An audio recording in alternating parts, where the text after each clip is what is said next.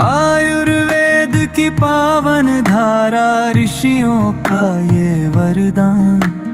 चरक सुश्रुत वाग्भट्ट की वाणी, जीवन का विज्ञान। चक्रपाणि की गूंज निराली, ज्ञान का है ये स्वर। तन मन को संतुलित करने पंचकर्म है अमृत। आओ सीखे आओ जाने, तन को करे निष्काम। वैद्य नवीन जोशी का संदेश अपनाओ, पंचकर्म महावरा। आओ सीखे आओ जाने, भीतर फैले उजियारा। पंचकर्म की इस साधना से जीवन पाए सहारा।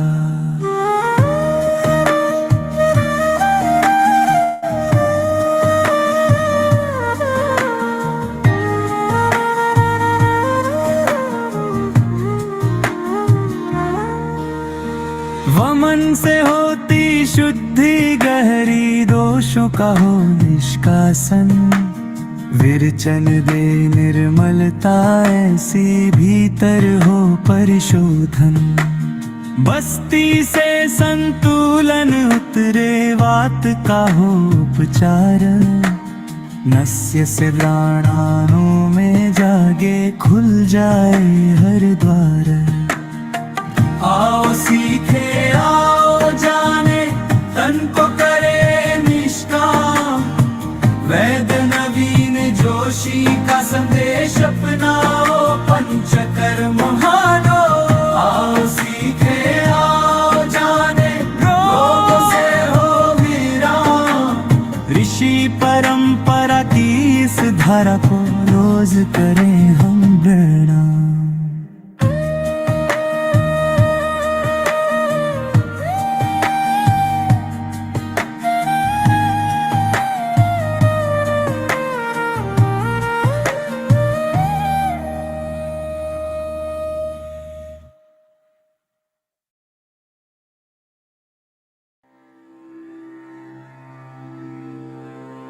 आयुर्वेद की पावन धारा, ऋषियों का ये वरदान। चरक सुश्रुत वाग्भट्ट की वाणी, जीवन का विज्ञान। चक्रपाणि की गूंज निराली, ज्ञान का है ये स्वर। तन मन को संतुलित करने पंचकर्म है अमर। आओ सीखे आओ जाने, तन को करे नवीन जोशी का संदेश अपनाओ, पंचकर्म महावरा। जाने भीतर फैले उजियारा। पंचकर्म की इस साधना से जीवन पाए सहारा। वमन से होती शुद्धि गहरी, दोषों का हो निष्कासन। विरचन दे निर्मलता ऐसी, भीतर हो परिशोधन।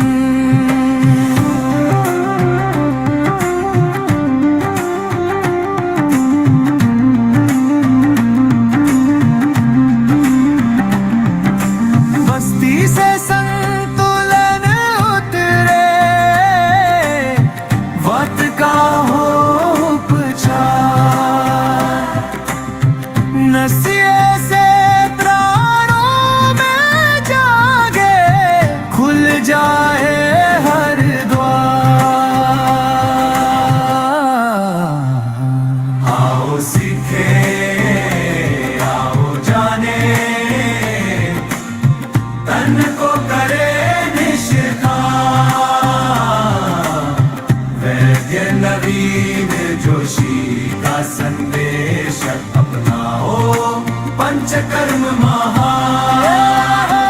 आओ सीखे, आओ जाने, रोगों से हो वीरान। ऋषि परंपरा की इस धारा को रोज करें हम प्रणाम।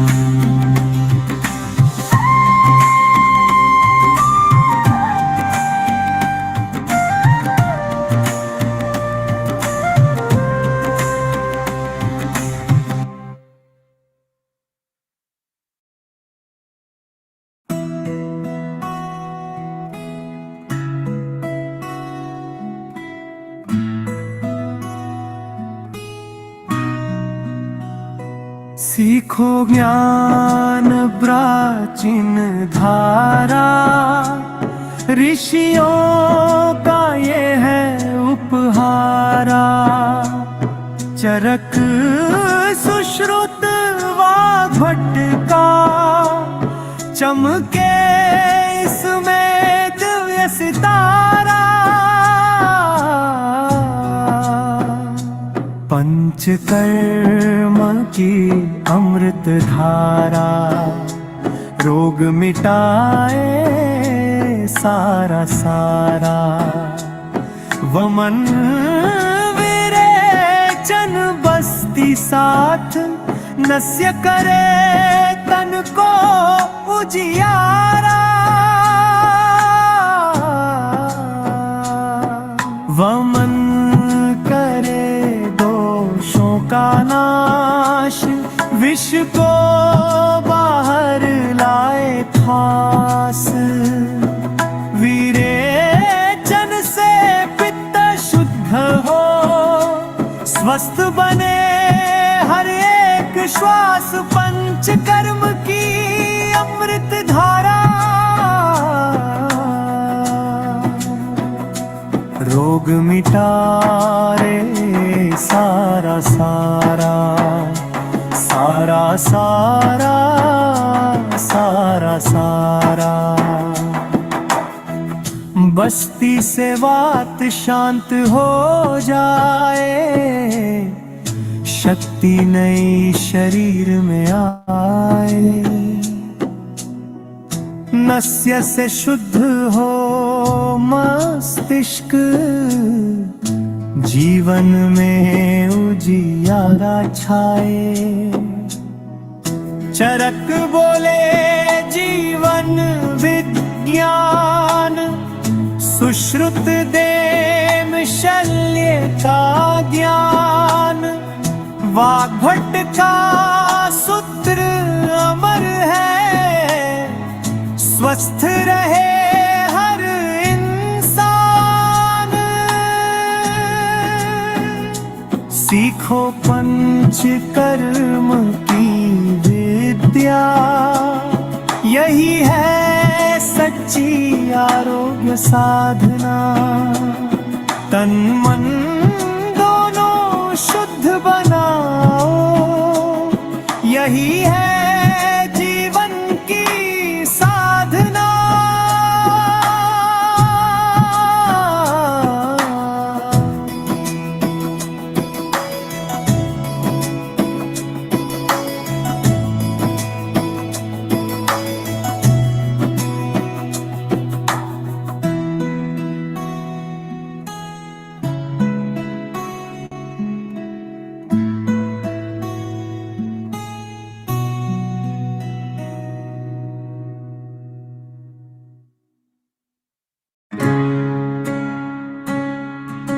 सीखो ज्ञान प्राचीन धारा,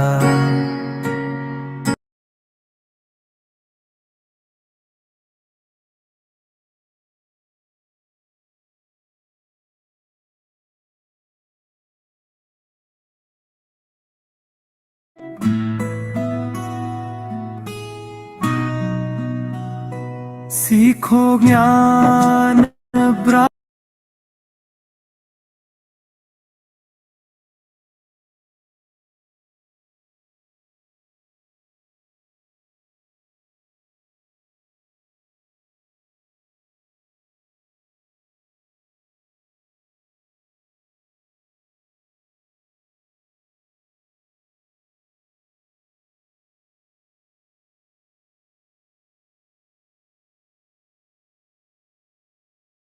सीखो ज्ञान प्राचीन धारा, ऋषियों का ये है उपहारा। चरक सुश्रुत वाग्भट का, चमके इसमें दिव्य सितारा। पंचकर्म की अमृत धारा, रोग मिटाए सारा सारा। वमन विरेचन बस्ती साथ, नस्यत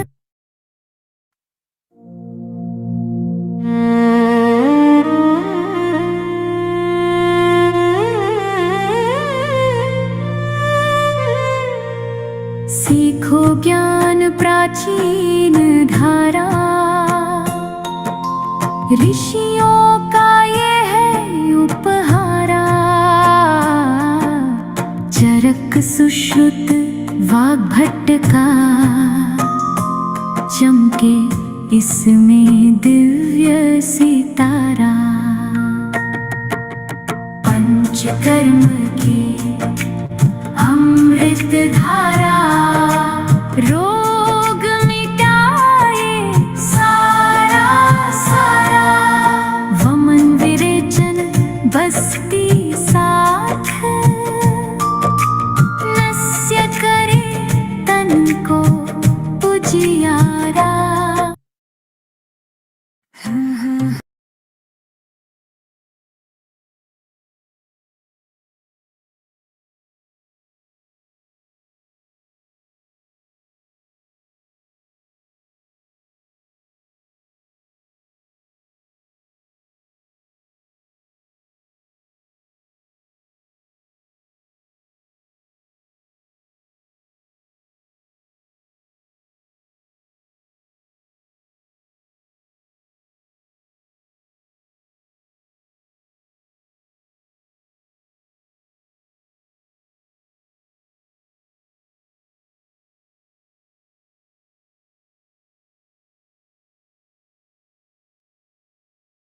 नमस्ते जी, आप सभी का बहुत बहुत स्वागत है आज के इस सत्र में। आज हमारा ये जो पंचकर्म का सत्र है रविवार का, ये विशेष रूप से आज एक विशेष बीमारी पर केंद्रित है जिसका नाम है एवेस्कुलर नेक्रोसिस। तो जो आज का हमारा सत्र है वो एक बीमारी पर केंद्रित है जिसका नाम है एवेस्कुलर नेक्रोसिस। तो आप सभी, पहली बात तो जो जो लोग पहली बार यहाँ पे आए हैं, आप सभी का आज रविवार के इस सत्र में बहुत बहुत स्वागत है। ये सत्र हम इसलिए कर रहे हैं क्योंकि हम रविवार को एक विशेष विषय पर हम आपको सिखाने आते हैं। तो आप सभी यहाँ पर जो पहली बार जुड़े हैं वो अपना फर्स्ट लिखेंगे और अपना परिचय जरूर देंगे। और 44 लोग यहाँ जुड़ चुके हैं, रविवार का दिन है। नमस्ते जी प्रभाकर जी, आपके लिए एक विषय बहुत ही इंपॉर्टेंट है। कौन कौन लोग यहाँ पर आज पहली बार जुड़े हैं वो 1 लिखेंगे। जो जो पहली बार जुड़े हैं वो 1 लिखेंगे। आज हम सत्र को विषय पर केंद्रित रखेंगे और एक विषय बीमारी पर हम बात करेंगे। नमस्ते जी। और कल से हमारी जो है क्लास दक्ष पांचाल जी पहली बार आए हैं। मुझे लगता है आप पहले भी आए हैं, शायद किसी और सेशन में आए होंगे। साक्षी भारद्वाज जी पहली बार आए हैं। सुनील कुमार सिंह जी ऋषिकेश से हैं, पहली बार हैं। अश्विनी जी नमस्ते जी, आप पहली बार हैं या रिपीट है जरूर बताइएगा। नमस्ते सर। अभिषेक जी नमस्ते, आपको भी नमस्ते, सभी को नमस्ते। अपना अपना नाम जरूर लिखिएगा।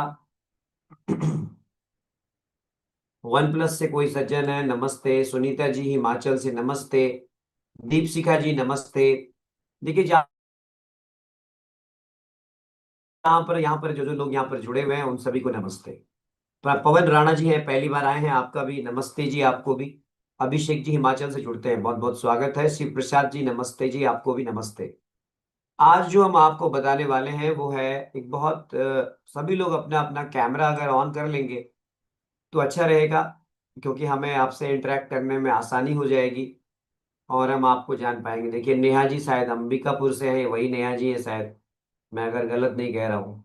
एक कल और नेहा जी आई थी, तो हमने कहा आप वही तो नहीं है? तो कह रहे नहीं नहीं, हम तो दिल्ली से हैं। अच्छा, सत्येंद्र कुमार जी प्रयागराज से हैं। अशोक रैना जी हैं, यहाँ भैरवा जी हैं। देखिए, आज हम एक, पहले तो मैं अपना परिचय दे दूं। मेरा नाम है वैद्य नवीन जोशी। मैं एमडी आयुर्वेद हूँ, काय चिकित्सा विषय से। और मैं सिखाता हूँ नाड़ी परीक्षा, मर्म चिकित्सा, पंचकर्मा, ये सब मैं सिखाता हूँ। विद्यकर्म भी सिखाता हूँ, क्योंकि मर्म सिखाता हूँ तो विद्यकर्म उसी से जुड़ता है।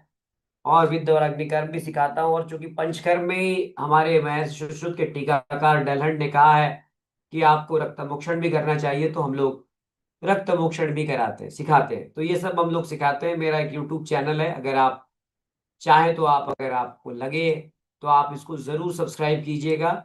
और सब्सक्राइब करने के बाद आप डन जरूर लिख दीजिएगा। इसमें आपको बहुत सारी जानकारियां हमारे बारे में मिलेगी, हमारे सत्रों के बारे में, हम क्या सिखाते हैं, आपको क्या क्या पढ़ाते हैं, क्या क्या ट्रेन करते हैं, ये सभी आपको इस YouTube चैनल पर जानकारी मिल जाती है। अगर आप चाहें तो इस YouTube चैनल को एक बार जरूर आप इसे सब्सक्राइब कर लें। ये लिंक मैंने डाल दिया है, आपको मेरे बारे में सारी जानकारियां यहाँ से मिल जाएगी।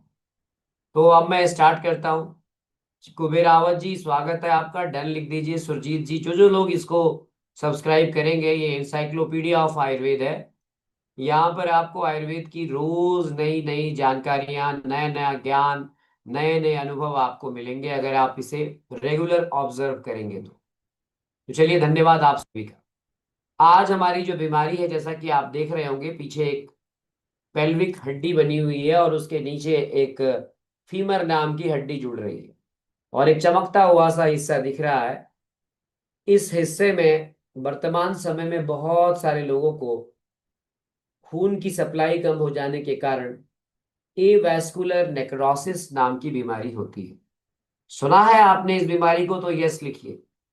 देखिए, आप सभी ने कैमरा ऑन नहीं किया है, कई लोगों ने, तो मुझे लगता है कि आप शायद छुप छुप के सीखने में रुचि रखते होंगे। अगर आप कैमरा ऑन करेंगे तो हम आपको भी दर्शन कर लेंगे। और हमारा जो एक सत्र है आज का, ये विशेष सत्र है, जो रविवार को हम लेते हैं। सुबह होता था ये, लेकिन हमने आज शाम को, रात को रखा। ये विषय है एवैस्कुलर नेक्रोसिस। मैं आपको दिखाता हूं ये होता क्या है, क्यों होता है, और कैसे इसको मैनेज हम करेंगे आयुर्वेद की पंचकर्म विद्या से। तो पहली बात तो आप सब जान लीजिए कि ये कूल्हे की बीमारी है। कूल्हे में एक प्रकार से कूल्हे की हड्डी में खून की सप्लाई कम जाती है, और इस कारण से वहां पर खून की सप्लाई कम होने से वो हिस्सा जो है, वो धीरे धीरे, हड्डी वहां की जो है, वो पोषण नहीं मिलता है तो क्षय होने लगता है। और जब क्षय होता है तो खासकर जो फीमोरल हेड है, जो हड्डी, जो हमारी फीमर बोन की जो हड्डी होती है, वो धीरे धीरे धीरे धीरे सड़ने लगती है, और इसे ऑस्टियोनेक्रोसिस कहते हैं। मैं जरा आपको एक फुटेज के माध्यम से इसको दिखाने का प्रयास करता हूं। इसी को हम एवैस्कुलर नेक्रोसिस भी कहते हैं, या फिर ऑस्टियोनेक्रोसिस भी कहते हैं। ऑस्टियो का मतलब होता है हड्डी, और नेक्रोसिस का मतलब होता है हड्डी को पोषण नहीं मिलना। हड्डी को पोषण नहीं मिलना ही एवैस्कुलर नेक्रोसिस कहलाता है। एवीएन के नाम से आप सब जानते होंगे इसको। और ये कई बार एसेप्टिक नेक्रोसिस भी कहलाता है। ठीक है Sunita ji, avascular necrosis. Vascular necrosis नहीं होता है। आपने वैस्कुलर नेक्रोसिस लिखा, तो वैस्कुलर जब सप्लाई ठीक रहेगी तो नेक्रोसिस होगा ही नहीं। इसीलिए वैस्कुलर नेक्रोसिस अब नहीं लिखेंगे, एवैस्कुलर नेक्रोसिस लिखेंगे। ए का मतलब नहीं, वैस्कुलर का मतलब खून की सप्लाई। समझ में आया तो यस लिखिए।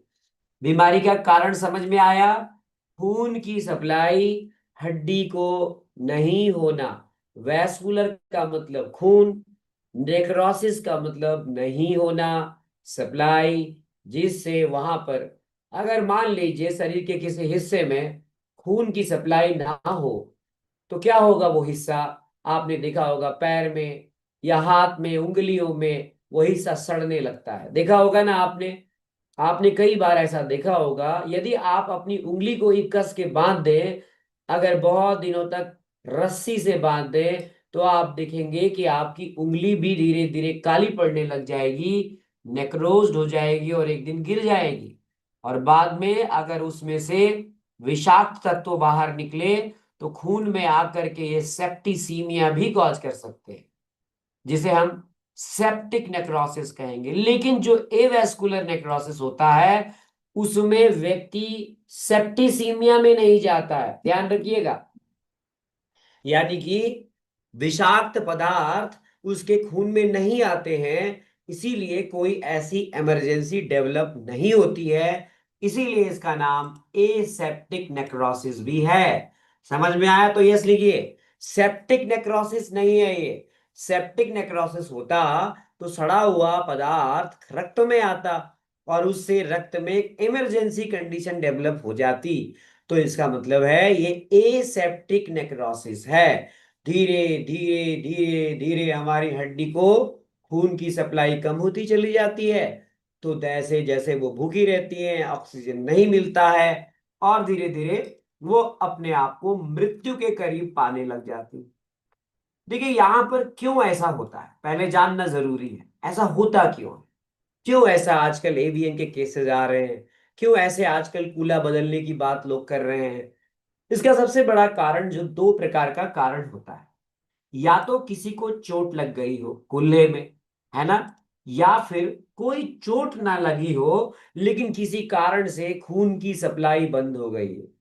देखिए मैं बहुत ज्यादा टेक्निकल टर्म को इस्तेमाल नहीं करता हूं, सिंपल सिंपल लैंग्वेज में समझाने का प्रयास कर रहा हूं। यानी कि खून की जो सप्लाई है या तो किसी चोट लगने के कारण रुक गई हो या फिर चोट नहीं लगने के कारण किसी अन्य कारण से रुक गई। दोनों कारण होते हैं इसके, ठीक है। अब होता क्या है, धीरे धीरे जब खून की सप्लाई नहीं होती है तो वो जो हड्डी है, वो हड्डी की कोशिकाएं मरने लगती हैं। कहते हैं 1830 ईस्वी में जेन क्रोविलर नाम का एक वैज्ञानिक था, जिसने फीमोरल हेड यानी कि जो हमारी पैर की जांग की हड्डी जो है, जो कूल्हे में जाके जुड़ती है, उसको फीमर हड्डी कहते हैं, उसके सर के नेक्रोसिस को सबसे पहले हिप ट्रॉमा में ढूंढा था। इसीलिए इसको इन्होंने सबसे पहले इसको ढूंढा था, इसीलिए इनका नाम यहाँ पे लिया गया है। वैसे ये बीमारी बहुत समय से होती रहती है।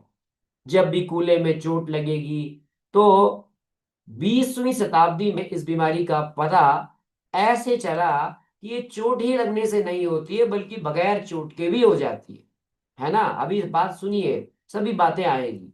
तो 20वीं शताब्दी से पहले तो लोग यही मानते थे कि कहीं कूल्हे में चोट लग गई तो इसीलिए खून की सप्लाई बंद हो गई। लेकिन 20वीं शताब्दी के बाद ये माना जाने लगा कि नहीं, कूल्हे में चोट लगना ही इसका कारण नहीं है, इसका कारण कुछ और भी हो सकता है, चोट लगने के अलावा भी हो सकता है। तो इस प्रकार से इसकी पूरी की पूरी कहानी बनी और इस प्रकार से ये बीमारी के बारे में जानकारी मिली। अब जरा सा आपको मैं दिखाता हूं होता क्या है। आपको अभी तक समझ में आ रहा है तो यस लिखिए। देखिए जो लोग यहाँ पर मेडिकल नॉलेज को समझते हैं उनके लिए भी है और जो नहीं समझते हैं उनके लिए भी। ये हमारी जो कूल्हे की हड्डी है, इसका ये पेल्विस नाम की हड्डी है और इसमें एक गड्ढा होता है जिसमें हमारी जो जांग की हड्डी है वो इसमें जाके अटकती है सॉकेट में। उसको बोलते हैं एसिटाबुलम। तो एसिटाबुलम में ये जो हमारी पैर की हड्डी है ना, ये यहाँ पे जाके इसमें ये देखो, ये जो इसका हेड है वो यहाँ जाके फिक्स हो जाता है। इस प्रकार से देखो, इस प्रकार से यहाँ पर ये फिक्स हो जाता है। तो जब हम डांस करते हैं तो हमारी हड्डी भी घूमती है, नहीं जब हम कमर लचकाते हैं तो हमारी हड्डी भी घूमती है ना सुनीता जी? वो सॉकेट में, वो बॉल में वो हड्डी घूमती रहती है। हम ट्विस्ट करते हैं, कैबरे करते हैं, डांस करते हैं, हमारी वो हड्डी मूव करती रहती है और हमें कोई तकलीफ नहीं होती है। होती है क्या तकलीफ? कभी नहीं होती है। आप बहुत अच्छा डांस करते होंगे, आप कथक करते होंगे, आप भरतनाट्यम करते होंगे, कभी आपको तकलीफ नहीं होती है। लेकिन होता क्या है, कहानी यहां से बिगड़ती कैसे है? कहानी बिगड़ती ऐसे है कि खून की सप्लाई कम होने लगती है। इसको टेक्निकल नॉलेज में इस्चीमिया कहते हैं। इस्चीमिया का मतलब होता है कहीं पर भी खून की सप्लाई कम हो गई, तो ये खून मिल रहा होता है अब जब खून मिलेगा नहीं, भोजन मिलेगा नहीं, तो हड्डी मरेगी। तो क्या होता है ऐसे में, व्यक्ति के जो ये हेड है ना, इसका जो जांग की हड्डी का हेड है, ये टूट जाता है। हाँ, सबसे पहले यही टूटता है। इसको बोलते हैं नेक ऑफ द फीमर का फ्रैक्चर हो जाता है। यानी आदमी गया, साक्षी भारद्वाज जी, बाथरूम में हल्का सा स्लिप किया, गिरा भी नहीं, वो हल्का सा स्लिप किया और उसने अपने आप को ऐसे पकड़ा, इतने में ही उसका फीमर का हेड टूट गया। हाँ, ऐसा हो जाता है। या फिर झटके से उसने बाइक में ऐसे जोर से बाइक स्टार्ट करने के लिए जो है उसने दबाया, जो है उतने में ही उसका एसिटाबुलम के नीचे जो नेक है वो फ्रैक्चर हो गया, क्योंकि उसका कमजोर पहले से ही था, वो खून की सप्लाई मिल नहीं रही थी। तो इन कारणों से ये नेक टूट जाता है। अब कुछ और भी कारण हो सकते हैं। कई बार लोग रेडिएशन के एक्सपोजर में रहते हैं, वहां भी ऐसा होता है, रेडिएशन एक्सपोजर के कारण, इंजरी के कारण भी ऐसा हो जाता है। तो ये सब कुछ कारण हैं। इसके अलावा जो लोग एस्टेरॉइड्स लेते हैं, जो लोग शराब पीते हैं, वाइन लेते हैं, और ऐसे में भी इसमें कमजोर होने का कारण ये बनता है। होता क्या है, यहां पर ऐसी कोशिकाओं की संख्या बढ़ जाती है जो हमारे सामान्य कोशिकाओं को खाने लगती है। और कई बार ऐसा भी होता है कि कुछ एरिया ऐसे होते हैं जहां पर एक बीमारी पाई जाती है, छत्तीसगढ़ है, उड़ीसा है, झारखंड है, वहां पे जेनेटिक ट्रेट में एक बीमारी होती है जिसे सिकलिंग कहते हैं। सिकलिंग बोलते हैं, सिकल सेल नाम सुना आपने, सिकल वाली बीमारी। बहुत सारे लोग जो इस प्रकार की एनीमिया से पीड़ित होते हैं। होता क्या है कि जो हमारी खून की जो कोशिका है ना, आरबीसी, ये बिंदी की तरह की होती है। ये बिंदी की, जैसे आप बिंदी लगाती हैं महिलाएं, वैसे ही ये बिंदी की तरह होती है, ताकि ये ज्यादा से ज्यादा ऑक्सीजन ले जाए। यानी कि हमारी जो खून की जो कोशिका है, उसका जो शेप है वो बिंदी की तरह है, नेहा जी। लेकिन जब ये बिंदी से हंसी की तरह हो जाता है, तो ये ऑक्सीजन नहीं ले जा पाता। अब होता क्या है, हीमोग्लोबिन तो बढ़िया है, आरबीसी का शेप बिगड़ गया है। अब जब ऑक्सीजन जाएगा नहीं तो क्या होगा, ऑक्सीजन मिलेगा नहीं। तो सिकलिंग वाले पेशेंट्स में भी इस प्रकार से कई बार ये फ्रैक्चर हो जाता है। दूसरा एक बहुत बड़ा कारण है थ्रम्बस, कोई थक्का बन जाना। खून की सप्लाई को रोकने के लिए कोई थप्पा थक्का बन जाता है, ये भी वहां पर अवरोध करता है, और इससे भी जो है वो खून की सप्लाई रुकती है, और इससे भी कोलैप्स होने लगता है। फीमर कैसे कोलैप्स होता है, देखो आप, ये एक नॉर्मल है, स्टेज 1 में ऐसा होता है राजेश बाबू मिश्रा जी। देखिए आप, अभी शुरुआत है। अब स्टेज 2 में देखिए, वहां पर हल्का हल्का नेक्रोसिस स्टार्ट हो गया। स्टेज 3 में इसकी हड्डी जो है अब वो भुरभुरी हो गई, और स्टेज 4 में ये पूरी तरह से कोलैप्स हो जाती है। यूं समझिए कि कोई ऐसी हड्डी जो अंदर से उसमें अब दम ही नहीं है, हड्डी अब कैल्शियम का एक चूरा सा बन गया है। समझ में आया जी जयप्रकाश जी? क्या वो चूरा जिसको हाथ लगाओ ही तो भर भरा जाए, है नहीं राजेश बाबू मिश्रा जी? चौथी स्टेज में ये हो जाता है, उंगली लगाओ कि वो भरभरा जाएगी। तो इस प्रकार से ऑस्टियोपीनिया इसका कारण होता है। ये सब क्यों बता रहा हूं, क्योंकि अभी मैं आपको पंचकर्म चिकित्सा का प्रयोग बताऊंगा। तो इस प्रकार से ये 4 स्टेजेस में इसके होते हैं। पहला स्टेज, दूसरा स्टेज, तीसरा स्टेज और चौथा स्टेज। चौथे स्टेज में इसमें और भी डिजेनरेटिव चेंजेस हमें दिखने लगते हैं। अब होता क्या है, ऐसा व्यक्ति कैसे पहचाने? तो इसको हमेशा कूल्हे के हिस्से में, खासकर जिस हिस्से में ये नेक्रोसिस हुई है, उस हिस्से में एक हल्का हल्का दर्द बना रहता है। हाँ, और वो अपने पैर को, जॉइंट्स को, हिप जॉइंट को मूव करने में उसे तकलीफ होती है, खासकर उस हिस्से में जिस हिस्से का जो हड्डी है, फीमर की हड्डी, जो अब नेक्रोज्ड हो गई है, उसमें उसको उठाने में दिक्कत होती है।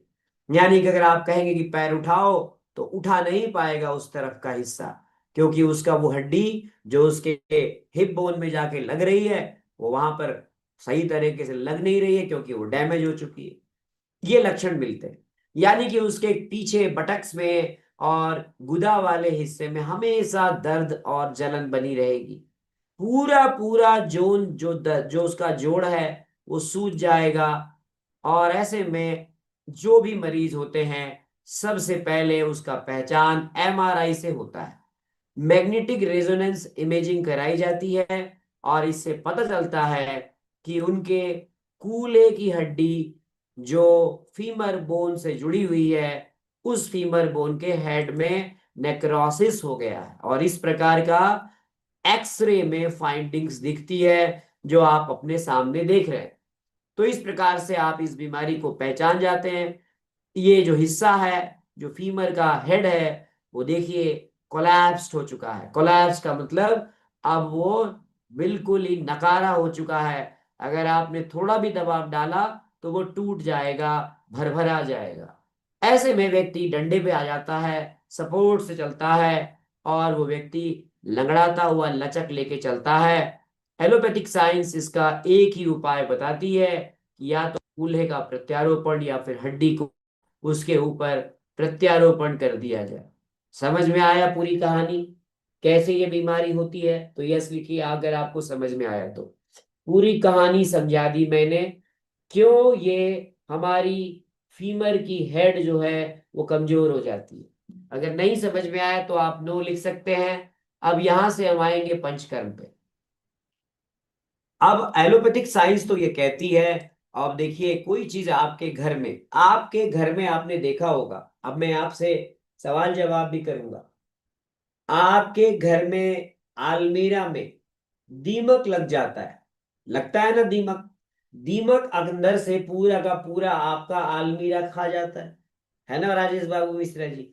बाहर से अलमीरा बड़ा चकाचक लगता है, बाहर से आपका वो लकड़ी का अलमीरा बड़ा चकाचक लगता है, लेकिन कभी कभी जब वो पूरी तरह से अंदर से खोखला हो जाता है तो जरा सा हिलाएंगे तो पता चला पूरा अलमीरा ही आपके ऊपर आ जाता है। होता है कि नहीं होता है? क्योंकि हमें देख रहे हैं, हमारे आसपास देखा है कि नहीं देखा है आपने? बाहर से अलमीरा बड़ा चकाचक दिखता है, लेकिन टक टक टक टक टक करके देखेंगे तो अंदर पूरा खा चुका है उसको।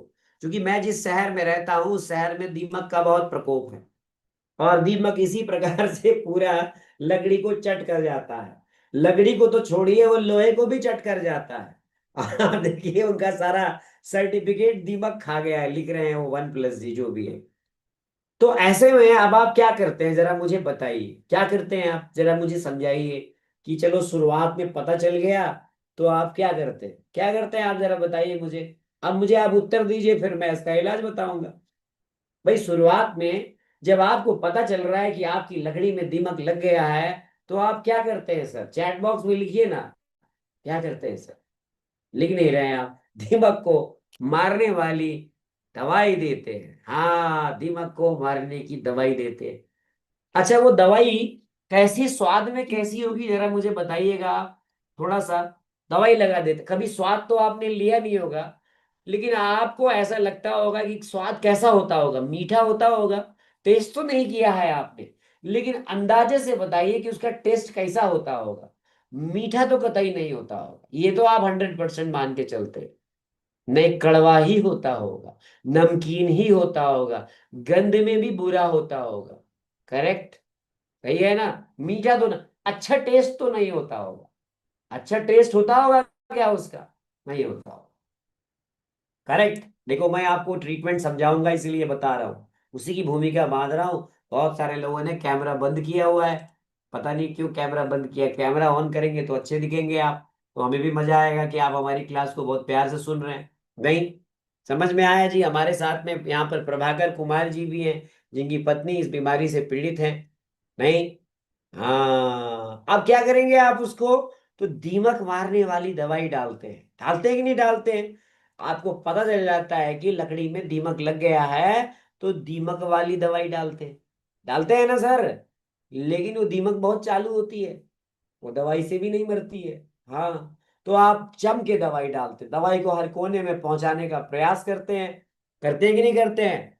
वो लेके आते हैं आप, वो जो फब्बारा टाइप का होता है, उससे उसको अंदर जहां तक जा सके आप उसको पंप करते हैं कि नहीं करते हैं? पंपिंग करते हैं कि नहीं करते हैं? आप नोट करिए, ये सब पॉइंट बता रहा हूं, ये सारे पॉइंट्स अभी आएंगे आपके।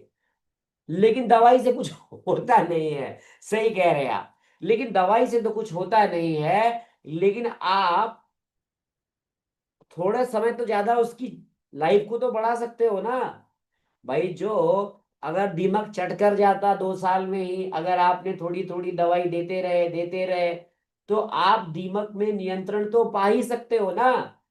ये मैं समझा रहा हूं उदाहरण से आपको, समझ में आया आपको कहानी? वहां पर दीमक कारण था, यहां पर जो कारण है वो आपके शरीर का इंटरनल दीमक है, जो सिकलिंग के रूप में है, जो थ्रोम्बस के रूप में है, जो आपके आपके भोजन के रूप में जो ऑक्सीजन है उसको वहां तक पहुंचने नहीं दे रहा। इसके कारण वहां पर कमजोरी आ रही है और वहां पर नेक्रोसिस हो रही है। अब ये बताइए, स्टेज 4 में कोई आएगा, है ना प्रभाकर कुमार जी? स्टेज 4 में आएगा तो इलाज बहुत मुश्किल होगा। स्टेज 1 में आएगा तो उसको हम आसानी से इलाज कर सकते हैं। स्टेज 2 को भी हम आसानी से मैनेज कर सकते हैं। तो इलाज का सुरेश लंगदापुरे जी इसका रिकॉर्डिंग नहीं मिलता है। यही तो ब्यूटी है इस सेशन की कि आपको एक्सटेम्पोर ये सेशन मिलता है। ठीक है, तो अब हम क्या करेंगे? आपने देखा कि या तो खून की नली सप्लाई नहीं मिल रही है, या तो खून की नली में कोई ब्लॉक हो गया है, या तो बाहर से कोई चोट लगी है, या फिर शरीर के अंदर ही कोई थ्रॉम्बस बन गया है। इन सभी कारणों से वो जो हड्डी है उसकी हेड जो है वो कमजोर हो गई है, सड़ गई है, दीमक ने चट कर दिया है उसको। तो हमारा प्रयास क्या होगा इसमें, आप सोच के बताइए। आपको पूरी कहानी मैंने समझा दी, तो क्या चीज आप करेंगे? तो आप शायद नहीं जानते हैं, आयुर्वेद कहता है इन सभी के लिए जो जिम्मेदार है, चाहे अवरोध है, चाहे खून की कोशिकाओं का शेप बिगड़ गया है, चाहे खून की नली में इस्चीमिया हो गया है, उसका कारण क्या है चैट बॉक्स में लिखिए। उसका कारण क्या है? क्या कारण है आयुर्वेद के हिसाब से जो वो बिंदी वाली खून की कोशिकाएं वो हंसिए की तरह हो जा रही है मनीषा जी? वो जो खून की नली जो खून को सप्लाई कर रही है वो अचानक से वहां पे अवरोध हो जा रहा है, कोई चीज वहां पर कॉन्सेंट्रेट होके ब्लॉक कर रहा है। क्या कारण हो सकते हैं? और वो कारण एक ही है, वात। सबसे जो बड़ा कारण है वो वात है, और दूसरा कारण कफ है। अदिति जी, वात और कफ इसका सबसे बड़ा कारण है। हमारे यहाँ इसे स्रोतोदुष्टि कहा गया है। कहते हैं कि अति प्रवृत्ति संगोवा विमार्गमनम चापि स्रोतोदुष्टि लक्षणम। तो संग बहुत बड़ा कारण है, ऑब्स्ट्रक्शन बहुत बड़ा कारण है, खून की सप्लाई का कम होना इसका बहुत बड़ा कारण है। यानी कि ट्रेन की इंजन का ट्रेन को ले जाने से मना कर देना बड़ा कारण है। नहीं समझ में आया? तो वात के लिए सबसे अच्छी चिकित्सा क्या बताई है चैट बॉक्स में लिखिए, जो लोग थोड़ा बहुत जानते हैं। वात के लिए सबसे बेहतरीन चिकित्सा जो है, जो जा करके वहां काम करती है, वो है बस्ती चिकित्सा। लेकिन अभी अभी आपने देखा, लेकिन आपको यह भी ध्यान रखना है कि अगर आपने कोई ऐसी बस्ती दे दी जो बहुत ही ज्यादा कषाय है, शोधन बस्ती है, तो वात को बढ़ा देगी मनीषा जी। वो तो और ज्यादा क्षय कर देगी। करेगी कि नहीं करेगी बताइए साक्षी जी? अगर आपने बस्ती में सिलेक्शन ऑफ दवाइयों का उचित तरीके से नहीं किया तो वही बस्ती नुकसान कर देगी। करेक्ट? वही बस्ती क्या करेगी? नुकसान करेगी। तो हमें बड़े स्मार्टली यहाँ पे काम करना होता है। हमें ऐसी बस्ती को चुन, अब बस्ती तो आप सब जानते हैं ना, जो नहीं जानते हैं वो 0 लिख दो, फिर मैं समझा दूंगा बस्ती क्या होती है। जिनको बस्ती नहीं आती है वो 0 लिखो, मैं समझा देता हूँ। अब हकीम अकबल मुनब जी को नहीं आया, हाँ ये कम एज में भी हो सकता है, किसी भी एज में हो, बहुत सारे लोगों को नहीं समझ में आया, तो मैं बताता हूं। बस्ती जो होती है ये पंचकर्म का चौथा और पांचवा कर्म है। पंचकर्म का चौथा और पांचवा कर्म बस्ती है। चौथा सॉरी तीसरा और चौथा कर्म, तीसरा और चौथा कर्म जो है वो बस्ती है। तो एक होती है स्नेह की बस्ती और एक होती है काढ़े की बस्ती। स्नेह की बस्ती को हम कहते हैं अनुवासन बस्ती और काढ़े को बस्ती को कहते हैं हम निरूह बस्ती। चूंकि इसको हम गुदा मार्ग से देते हैं, पुराने जमाने में इसके लिए ब्लैडर का प्रयोग होता था देने के लिए, किसी जानवर के ब्लैडर का प्रयोग होता था, इसीलिए इसे बस्ती कहा जाता है। और बस्ती शब्द का प्रयोग जहां पर कोई चीज रुकती है उसके लिए भी प्रयोग में किया जाता है। आज भी आपने गोंडा बस्ती, सपेरा बस्ती, ऐसे बस्ती के बहुत सारे बस्ती के बारे में आपने सुना होगा। फलाने की बस्ती है कि नहीं राजेश बाबू मिश्रा जी? पंडित जी की बस्ती, इंजीनियर साहब की बस्ती, सपेरे लोगों की बस्ती, तो जहां पे लोग निवास करते हैं उसे बस्ती कहते हैं। अब आपने यहाँ पे क्या ध्यान रखना है?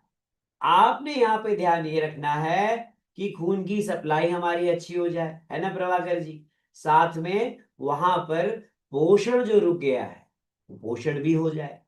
तो ऐसे में हम यहाँ पर बहुत सारी चीजों का प्रयोग करते हैं। पहला उसमें एक हम लोग देते हैं, उसका नाम है तिक्त क्षीर बस्ती। लिखिए, तिक्त क्षीर बस्ती। अब हम आपको उस बस्ती के बारे में बताएंगे तिक्त क्षीर बस्ती क्या होती है। लेकिन ध्यान रखिएगा, कोई भी व्यक्ति मेरे इस लेक्चर को देखने के बाद स्वतः चिकित्सा का प्रयोग ना करे अपने पेशेंट्स का, जब तक कि वो किसी एक्सपर्ट से सलाह ना ले ले। क्योंकि बगैर किसी एक्सपर्ट की सलाह के ली गई दवा खतरनाक हो सकती है, क्योंकि आपको डोज का आइडिया नहीं रहेगा, आप गलती कर सकते हैं। क्योंकि बस्ती जो होती है ये पर्सन टू पर्सन वेरी करती है, इसका डोज वेरी करता है, उसका सब कुछ पर्सन टू पर्सन वेरी करता है। तो आपने ध्यान रखना है कि आपने बस्ती का भी जो भी मसला है, बस्ती जो भी आप ले रहे हैं, उसकी जो मात्रा है ये बहुत सावधानी से हमें लेनी होती है।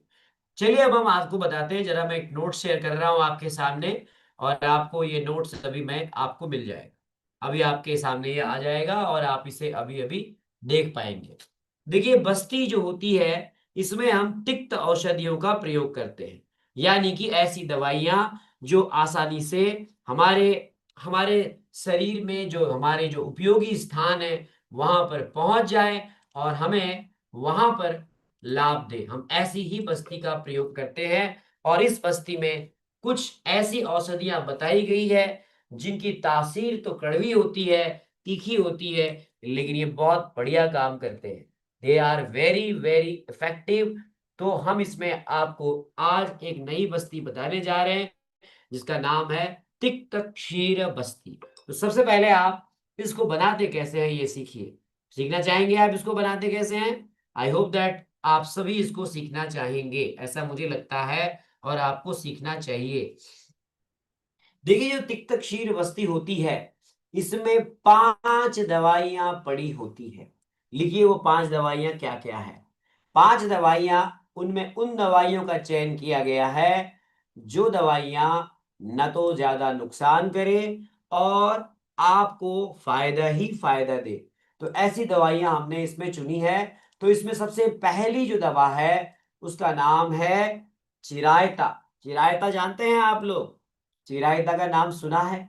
चिरायता जो होता है वो एकदम से बहुत ही, चिरायता के बारे में कहते हैं कि बुखार का जो संक्रमण होता है उस बुखार के संक्रमण में हम चिरायता देते हैं। चिरायता तिक्त औषधि है, बहुत तिक्त होता है, बहुत ही कड़वा होता है, इन्फेक्शन को खत्म कर देता है। बुखार में किरा तिक्त आदि काढ़ा आपने सुना होगा, सुना है कि नहीं सुना है आपने? किरा तिक्त आदि काढ़ा, किरा चिरायता का इसमें हम चिरायता को लेते हैं। दूसरा इसमें हम लेते हैं, सुना है तो यस लिखिएगा। दूसरी जो दवा हम लेते हैं वो मुलेठी, मधुयष्टि, मुलेठी लेते हैं। तीसरी दवा जो हम लेते हैं वो गिलोय लेते हैं, गुड़ुचि। और चौथी दवा जो लेते हैं वो पटोल पत्र, कड़वा परवल लेते हैं। ये 4 दवाइयां इसमें ली जाती है। क्या क्या लिया? चिरायता, मुलेठी, गिलोय और कड़वा परवल। इसका नाम तिक्त है, पंच तिक्त नहीं है, ध्यान समझिएगा। उसको तिक्त क्षीर वस्ती कहते हैं। तो ये हम दवाइयां हम लोग लेते हैं और इस दवाओं को हम लोग इसका क्षीर पाक करते हैं। क्या करते हैं इसका? पांचवा नहीं है इसमें दीपक सक्सेना जी, चार ही है। चार ही दवाई है, मुलेठी, गिलोय, चिरायता और कड़वा परवल। कड़वा परवल मिलने में मुश्किल होता है, प्रभाकर कुमार जी ने ढूंढा था, बहुत मुश्किल से मिला इनको। क्यों? कड़वा परवल लोग खाते नहीं है तो मिलता नहीं है। तो कड़वा परवल आपको थोड़ा ढूंढना पड़ता है, ढूंढेंगे तो मिलेगा ही। ठीक है। और इसका हम लोग पत्ता लेते हैं, पटोल पत्र ले लेते हैं। अगर नहीं मिले तो फिर आप पटोल पत्र ले लीजिए, वो भी चलेगा। पटोल का पत्र ले लेंगे वो भी चल जाएगा, लेकिन इसमें कड़वा परवल कहा गया है तो बेहतर है कि आप वही लें। ये सभी आपने कितनी कितनी मात्रा में लेना है? हाँ, गन्ने की खेत में मिल जाता है। देखिए, हकीम साहब ने बताया कि बिहार या यूपी में गन्ने के खेत के आसपास ये मिल जाता है। एकदम सही कहा आपने। तो देखिए, कहते हैं ना, अगर आपको कुछ ढूंढना है तो सब मिल जाता है। कड़वा होता है, हम लोग, मैं भी रहा हूं तो जब ये परवल यूपी में कभी कभी परवल बहुत खाते हैं यहाँ पर। हाँ, चिरायता, मुलेठी, गिलोय और कड़वा परवल लिखिए। पटोल पत्र लिखेंगे तो आपको वो फिर वही पटोल पत्र दे देगा, लेकिन आपने कड़वा परवल लेना है। कड़वा परवल है ना, तो कड़वा परवल लेना है इसमें। और ये आपने क्या करना है, इसका क्षीर पाक करना है। क्षीर पाक कैसे करते हैं? तो पहले आपने इसका काढ़ा बनाना है। इन सभी दवाइयों का आपने लगभग लगभग, इन दवाइयों को आपने 1 लीटर पानी में पकाना है। 1 लीटर पानी में पकाना है। और पकाने के बाद आपको, जब ये 1/4 रह जाएगा, जब ये 150, 200 ml, 250 ml तक रह जाए, 250 ml तक, तो आपने उसको बॉईल करना है। कैसे? खुले बर्तन में। और क्वाथ बनाना है। क्वाथ बनाना तो जानते हैं ना आप, काढ़ा बनाना तो पता होगा आपको। तो आप इसको खुले बर्तन में उबालते हैं और इन चारों दवाइयों का काढ़ा बनाते हैं। ठीक है, समझ में आ गया जी नेहा जी? फिर आप इसको पतले कपड़े से छान लेते हैं, बहुत ही अच्छे से छान लेते हैं। एकदम ही छानते ऐसे हैं जैसे कि इसमें, जिसको आप 20-20 ग्राम लीजिए, 20-20 ग्राम से आप ले सकते हैं, 20-20 ग्राम आप ले सकते हैं इसको, है ना। 20-20 ग्राम आप ले लीजिए। ये सभी दवाइयां 20-20 ग्राम लेकर के 1 लीटर पानी में आपने पकाना है। और पकाने के बाद जब ये चतुर्थांश रह जाएगा तो फिर इसको छान लेना है। ठीक है, तो लगभग लगभग आपको ये 200 ml के करीब ये रह जाएगा। तो 200 ml के करीब रह जाएगा, तो आपने 200 से 250 ml मान के चलिए, इतना रह जाएगा। तो आपने इसको कपड़े से अच्छी तरह से छान लेना। अब आपने क्या करना है, उतनी ही मात्रा में आपने दूध लेना है। उतनी मात्रा में क्या लेना है? आपने दुग्ध लेना है। गाय का दूध जो आपने ऑलरेडी आपके पास गर्म किया हुआ रखा हुआ है, आपने गाय का दूध लेना है। और अब आपने ये लगभग 250 ml लेना। कितना कितना है? 10-10 से 15-15 ग्राम, 15-15 ग्राम, लगभग 15 चको 60 ग्राम, 60 ग्राम मान के चलिए। 60 ग्राम को 1 लीटर पानी में पकाना है। 250 ml रह जाए तो आपने इसको छान लेना है। समझ में आया? ओके लिखिए, अगर आया तो ओके लिखिए, नहीं आया तो फिर समझाता हूं। आपने 10 से 15 ग्राम लिया, चारों दवाइयों को लगभग 60 ग्राम, 1 से 1.25 लीटर पानी में इसको उबाला। 200 से 250 ml रह गया तो छान दिया। 250 ml हो गया जी, छान लिया आप सभी ने तो यस लिखिए। अभी वर्चुअली छनवा रहे हैं ना आपको। जब आपने इसको छान लिया तो अब आपके पास 1 पाव दूध आपने रखा हुआ है। तो अब उस गाय के दूध में जो आपका उबला हुआ है, उस दूध में जो आपने गुनगुना दूध रखा है उसमें इसको मिला दीजिए। फिर से बॉईल करना है शिव प्रताप जी। बॉईल करके अब उस काढ़े को उड़ा दीजिए। काढ़े को क्या किया आपने? उड़ा दिया, है ना प्रभाकर कुमार जी? ऐसे ही तो बनाया था। हाँ, तो काढ़े को उड़ा दीजिए। ठीक है, तो जब आप काढ़े को उड़ाएंगे तो जो काढ़ा उड़ जाएगा, जो दूध बचेगा, उसको बोलते हैं तिक्त क्षीर। क्या बोलते हैं उसको? अब हो गया तिक्त क्षीर, लिखिए। अब वो काढ़े में, दूध में उस काढ़े के गुण आ गए। आ गए कि नहीं आ गए? शिव प्रताप जी, अब जो दूध है आपका उसमें पटोल पत्र का भी आ गया, चिरायता का भी गुण आ गया, गिलोय का भी गुण आ गया और मुलेठी का भी गुण आ गया। तो अब उसे हम बोलते हैं तिक्त क्षीर। हाँ, इसको बोलते हैं रामानुज जी तिक्त क्षीर। लेकिन अभी कहानी खत्म नहीं है। अब इसे हमने बस्ती के रूप में देना है, तो अब हम इसमें मिलाते हैं घृत, घी, क्योंकि अब हमने ब्रेंगण भी करना है तो हमने घी मिलाते हैं। तो 25 से 30 से 40 ml तक आप घी, देसी गाय का घी आप इसमें अच्छे से मिला दीजिए। इसमें मिलाते हैं हम थोड़ी सी मात्रा में शहद और थोड़ी सी मात्रा में सेंधा नमक। तो 25 ml शहद, 1 चम्मच सेंधा नमक अच्छे से मिक्स कीजिए, फिर उसमें घी मिलाइए, फिर उसमें आपने ये वाला जो काढ़ा बनाया था प्रभाकर जी, उसको अच्छे से मिला के फेंट दीजिए। अब आपको ऐसा लगता है कि इस मरीज को देने से गैस बनेगी, या फिर आपको लगता है कि ये मरीज बहुत ज्यादा तीसरे स्टेज में है एवीएन के, तो उसमें लास्ट में आप प्रक्षेप मिला सकते हैं मनीषा जी, गोदंती भस्म के रूप में, प्रवाल भस्म के रूप में, कुकुटांड त्वक भस्म के रूप में, या फिर गंध तेल के रूप में आप उसमें प्रक्षेप द्रव्य 10 से 12 15 ग्राम आप मिला सकते हैं। अगर भस्म में मिला रहे हैं तो मिलीग्राम में मिलाएंगे, और कोई आप पाउडर मिला रहे हैं जैसे कि आप भस्म ही जनरली मिलाते हैं, तो हम इसे मिलीग्राम की मात्रा में मिला देंगे। कुछ तेल, गंध तेल जैसा तेल भी आप एक्स्ट्रा मिक्स कर सकते हैं। ये आपकी तैयार हो गई तिक्त क्षीर बस्ती। लगभग लगभग 250 से 300 ml ये बन जाएगी, बनेगी ना प्रभाकर जी? 250 से 300 ml। अब आपने क्या करना है, आप देखिए क्या होता है, कई बार मरीज शुरुआत में इसको 250 ml 300 ml नहीं ले पाता है, क्योंकि ये भारी होती है ना, ये थोड़ा सा दूध भी है इसमें, तिक्त औषधियां भी है इसमें। तो आप शुरुआत में इसे यापना के तरीके से दीजिए, यानी आपने 100-150 ml देना है पहले दिन।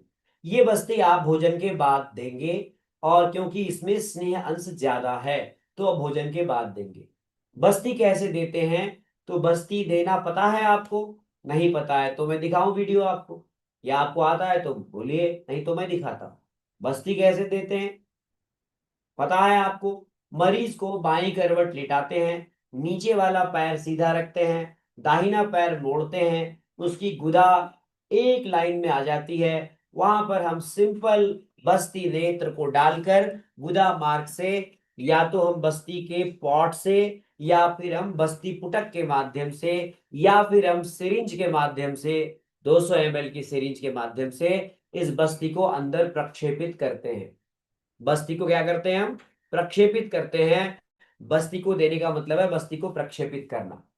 अब आप कहेंगे सर प्रक्षेप द्रव्य तो शीत वीर्य वाले ही क्यों लिया है? प्रक्षेप द्रव्य हमने अदिति जी शीत वीर्य वाले नहीं, प्रक्षेप द्रव्य लेना कोई कंपलसरी नहीं है, लेकिन आपको ऐसा लगता है कि अगर अस्थि में बहुत ज्यादा क्षय हुआ है तो आप प्रक्षेप द्रव्य लेंगे इसमें। पर उष्ण वीर्य तो वैसे भी नहीं लेंगे इसमें हम, क्योंकि हमने बहुत कम मात्रा में लेना है। प्रक्षेप द्रव्य केवल गुणों को बढ़ाने के लिए ही दिया जाता है, प्रक्षेप द्रव्य ना भी ले तो चलता है, ठीक है अदिति जी। लेकिन गोदंती भस्म, प्रवाल भस्म, कुकुटांड भस्म, त्वक भस्म, ये आप 150 मिलीग्राम से 200 से 250 मिलीग्राम टोटल अगर आप क्वांटिटी में कहें तो आप इसको 1 ग्राम तक मिला सकते हैं। ठीक है नेहा जी, समझ में आया? तो 1 ग्राम तक आप पाउडर के फॉर्म में मिक्स कर सकते हैं। प्रक्षेप द्रव्य का यहाँ पर केवल इतना ही फायदा है कि वो आपके जो औषधि है उसके गुणों में और वृद्धि करता है, बस इसका सिनर्जेस्टिक इफेक्ट है। इसीलिए आप चाहें तो मिलाएं, ना चाहें तो ना मिलाएं, हम लोग मिलाते हैं, ये अनुभव के आधार पे बता रहे हैं। अब देखिए यहाँ पर एक सवाल है कि सर जी ये बताइए कि आपने चिरायता लिया, आपने कड़वा परवल लिया, तो ये तो तिक्त औषधियां है ना राजेश बाबू मिश्रा जी, ये तो वात को और बढ़ा देगी, हाँ ये तो क्षय को और बढ़ा देगी, नहीं? तो आप सर क्यों दे रहे हैं इसको? देखिए ये ऐसी तिक्त, ये जो 3 द्रव्य हैं इसमें गिलोय, चिरायता और कड़वा परवल, लिख लीजिए, ये अपवाद द्रव्य हैं। लिखिए, इनको क्या बोला गया है अदिति जी? इनको बोला गया है अपवाद द्रव्य। ये ऐसे अपवाद तिक्त द्रव्य हैं जो तिक्त होने के बावजूद भी वात को नहीं बढ़ाते। ग्रेट लिखिए यार, कितना बढ़िया दवा। तभी तो ये 4 औषधियों को सेलेक्ट किया है हमने। हमने और कहाँ लिया उसमें? भाई ये जो औषधियां हैं ये अपवाद द्रव्य हैं, तिक्त रस होने के बावजूद भी ये वात को नहीं बढ़ाते। दूसरा, क्यों तिक्त द्रव्य लिया गया है? आचार्य वाग्भट मज्जा व स्रोतस की दृष्टि में बताते हैं कि आपको वहां पर तिक्त रस वाली औषधियों का प्रयोग करना है। मज्जा क्षय में और जितने भी अस्थि क्षय की स्थिति में धातु का पोषण करने के लिए तिक्त औषधि द्रव्य का प्रयोग करना बताया है। इसीलिए तिक्त औषधि द्रव्य का प्रयोग हम ऐसा करते हैं जो तिक्त भी हो और वात को भी न बढ़ाए। समझ में आया अदिति जी, मनीषा जी? इसीलिए यही द्रव्य सेलेक्ट किए गए हैं, अन्य द्रव्य नहीं लिए। अब कहेंगे सर ठीक बात है, फिर मुलेठी क्यों लिया गया है इसमें? मुलेठी इसीलिए दिया गया है कि मुलेठी जो होता है वो रोपण करता है, हीलिंग करता है। पता है कि नहीं पता है आपको? हाँ, इसमें एक और दवा आप डाल सकते हैं अपने दिमाग से, उसका नाम बताइए चैट बॉक्स में। अगर आप चाहें तो एक दवा और भी ऐड कर सकते हैं इसमें, बस जरूरी तो नहीं है उसकी, क्योंकि मुलेठी ही वो काम कर जाती है। लेकिन चाहे तो आप उसको भी यूज कर सकते हैं। नहीं नहीं नहीं, मुलेठी से गुण मिलता है उसका। हाँ, थोड़ा सा हिंट, नहीं शॉर्ट भी नहीं ना। उसका नाम है शतावरी। आपको अजीब सा लगेगा, पर शतावरी और मुलेठी के गुण काफी हद तक मिलते हैं, लेकिन जरूरत नहीं है उसकी। ऑलरेडी आपने मुलेठी दे दिया है। फिर आप कहेंगे सर गिलोय क्यों मिलाया है यहाँ पर? बताइए गिलोय क्यों मिलाया? क्यों मिलाया है गिलोय? गिलोय क्यों मिलाया? ये गिलोय तो इम्यूनिटी इम्यूनिटी को बढ़ाती है। यहाँ तो हड्डी कमजोर हो रही है, यहाँ गिलोय क्यों मिलाया आपने? बताइए, मैंने आपका उत्तर देखना है। ठीक बात समझ में आ गया सर, आपने ये तिक्त औषधियां मिलाई, ठीक बात समझ में आ गया, आपने मुलेठी मिलाया।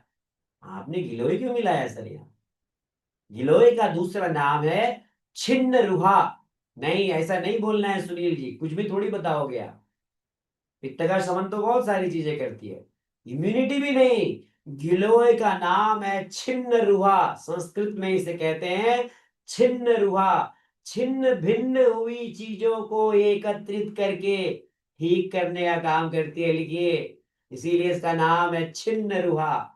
यानी कि जो हो गई है, जो डैमेज हो गई है, उसे ये जोड़ने का काम करती है। छिन्न रुहा उसे रोहण करने का काम करती है ना? अमृता नाम सटीक नहीं बैठता है यहाँ पे, छिन्न रुहा नाम सटीक बैठता है यहाँ पे। इसीलिए राजेश बाबू मिश्रा जी, जब हम एवियन के कॉन्टेक्स्ट में गिलोय का प्रभाव देखते हैं तो हमें समझ में आता है क्यों इसका नाम छिन्न रुहा दिया गया। समझ में आया जी? तो ये दवाइयां समझ में आई आपको? आप कहोगे सर ये शहद और सेंधा नमक और ये घी क्यों दिया सर, इसका क्या कारण है? आपके मन में ये भी आ सकता है कि नहीं पुष्पा वर्मा जी मैडम? ठीक है सर, आपने तिक्त दवाइयों का तो काम बता दिया। आपने दूध, हाँ दूध, दूध क्यों दिया हमने? दूध में ही क्यों दिया? क्योंकि दूध जो होता है वो पोषण करेगा। दूध में कैल्शियम होता है। दूध जो है वहां पर जो हड्डी में कमजोरी आ रही है, सर्वदा सर्वभावानाम सामान्यम वृद्धि कारणम, इस सिद्धांत के आधार पर दूध क्या करेगा? दूध को, दूध में मिश्रित वो 4 तिक्त औषधियां रॉकेट प्रोपल्सन थ्योरी के आधार पर सीधे वहां पहुंच जाएंगी। कहां? टारगेट साइट पर। जो टारगेट साइट क्या है? आपकी फीमर हड्डी का सर, फीमर वाली जो हड्डी है उसका सर है उसका टारगेट। वहां पहुंच जाएंगी और वहां पर दुग्ध और घी के माध्यम से हीलिंग को बढ़ाएगी और धीरे धीरे धीरे धीरे जो डैमेज है वो रिपेयर होता चला जाएगा। साथ साथ में जो ये तिक्त औषधियां हैं ये स्रोतो अवरोध को भी खोलने का काम करेंगी। इस प्रकार से ये तिक्त क्षीर बस्ती काम करती है। आया समझ में आपको? लेकिन साथ में इसके हम लोग वहां पे रुके हुए वात को कम करने के लिए हम लोग वेधन कर्म भी करते हैं। विद्ध कर्म भी करते हैं, अग्नि कर्म भी करते हैं, साथ में मर्म भी करते हैं। अगर आपने मर्म चिकित्सा, विद्ध कर्म और अग्नि कर्म के साथ में आपने इस तिक्त क्षीर बस्ती का प्रयोग किया तो प्रभाव कई गुना बढ़ जाते हैं, है कि नहीं? प्रभाकर कुमार जी आप तो दे रहे हैं ना। तो लेकिन दिक्कत क्या आती है, मरीज को ऐसे में उसकी पूरी की पूरी फिजियोलॉजी बिगड़ी हुई होती है, उसको एसिडिटी भी बहुत होती है। आप प्रभाकर कुमार जी से अभी हम उनका अनुभव लेंगे। मरीज जब शरीर में एसिडिक बिहेवियर बदल बढ़ता है तो हड्डियों में गलने की संभावना बढ़ जाती है। लीच थेरेपी नहीं काम करेगी इसमें, लीच थेरेपी बहुत ज्यादा काम नहीं करेगी। या रक्त की दुष्टि नहीं हो रही है।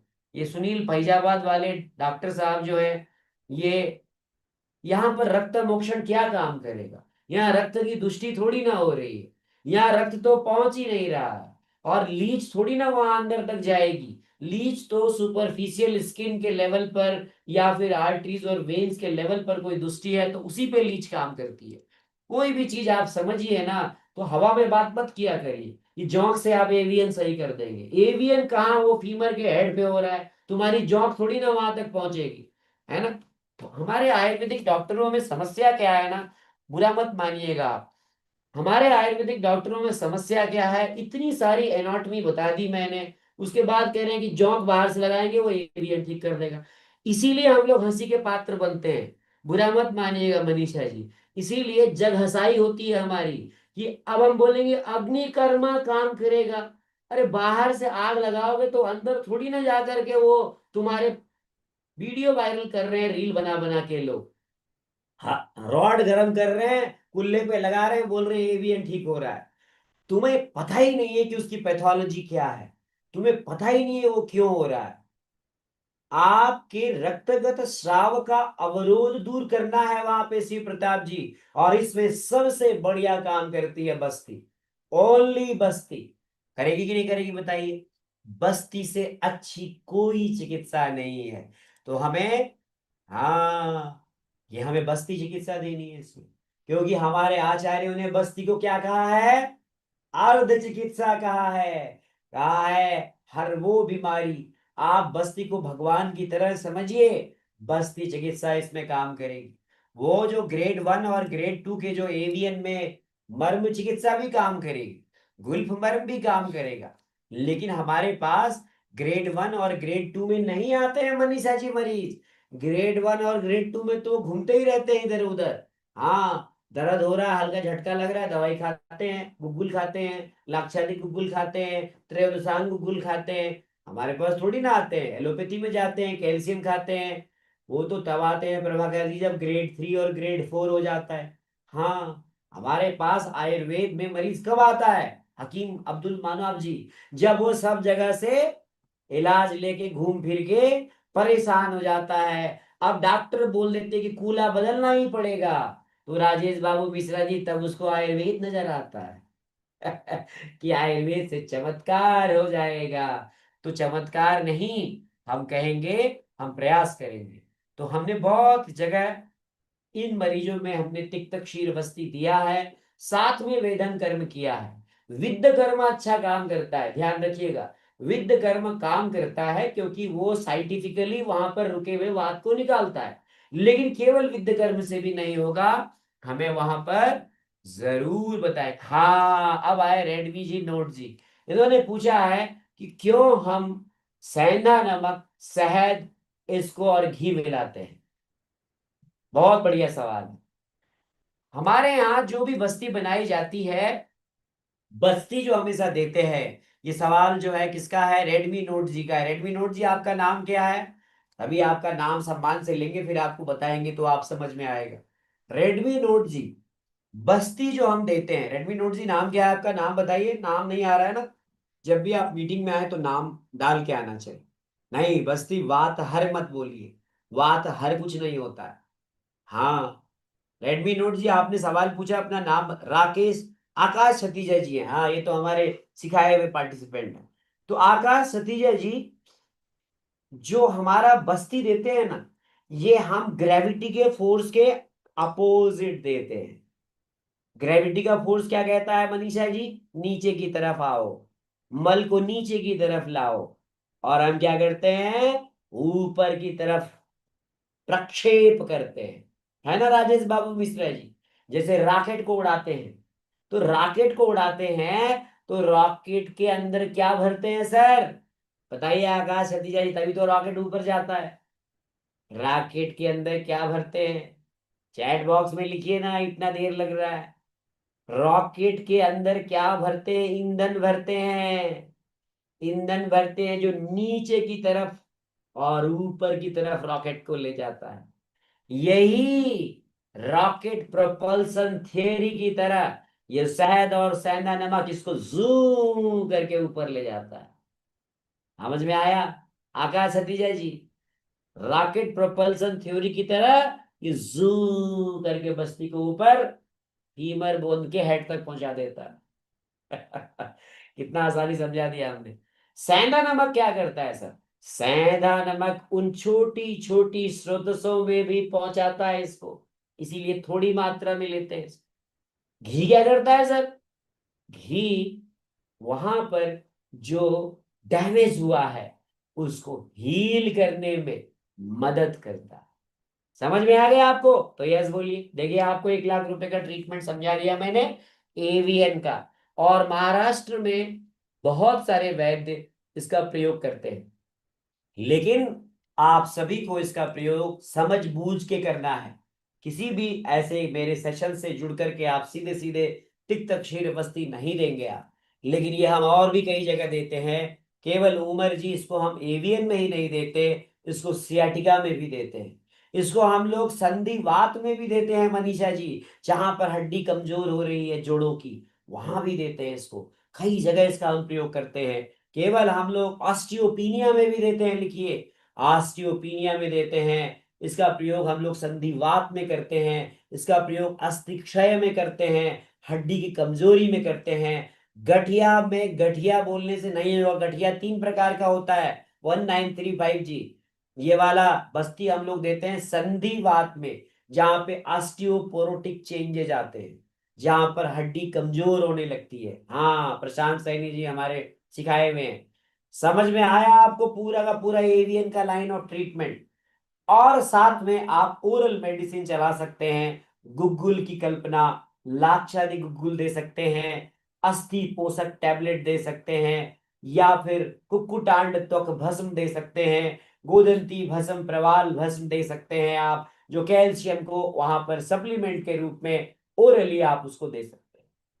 लेकिन यहाँ पर बमन और विरेचन का कोई यूज नहीं है। यहाँ पर सबसे बढ़िया चिकित्सा क्या है, बस्ती चिकित्सा। तो दीपन पाचन देते हुए सिंपल तिक्त क्षीर बस्ती दीजिए और आप रिजल्ट लीजिए। हमने लिया है रिजल्ट। हाँ हम आपको ऐसे वीडियो दिखाएं जहां पर मरीज 3rd स्टेज में आया था, हमने उसको विधन कर्म किया और हमने तिक्त क्षीर बस्ती को दिया और उससे वो ठीक हुआ। हमारे पास ऐसे नहीं, 7 दिन में नहीं होगा मैडम, चमत्कार नहीं होता है, इसको हमने 15 दिन तक देना पड़ता है। हाँ मात्रा कम रखिए, 15 डेज तक देना पड़ता है, फिर गैप दीजिए, फिर दुगुना, फिर 1 महीने तक दीजिए। कंटिन्यू बुलाना पड़ता है पेशेंट को, कंटिन्यू आता है। दीपक सक्सेना जी बस्ती का एक नियम है, आपने अगर 7 दिन दिया है तो दुगने दिनों का गैप देंगे, अगर आपने 15 दिन दिया है तो 1 महीने का गैप देंगे। 1 महीने तक मैक्सिमम आप इस बस्ती को दे सकते हैं। 1 महीने, 15 दिन और 1 सप्ताह, कर्म काल योग बोलते हैं इसको। इस प्रकार से आप इस बस्ती को दे सकते हैं।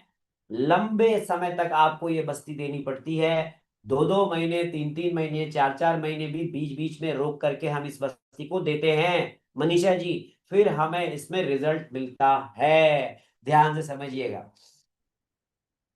तो और कोई प्रश्न है तो आपका पूछिए, मैंने पूरा तिक्त क्षीर बस्ती बताया।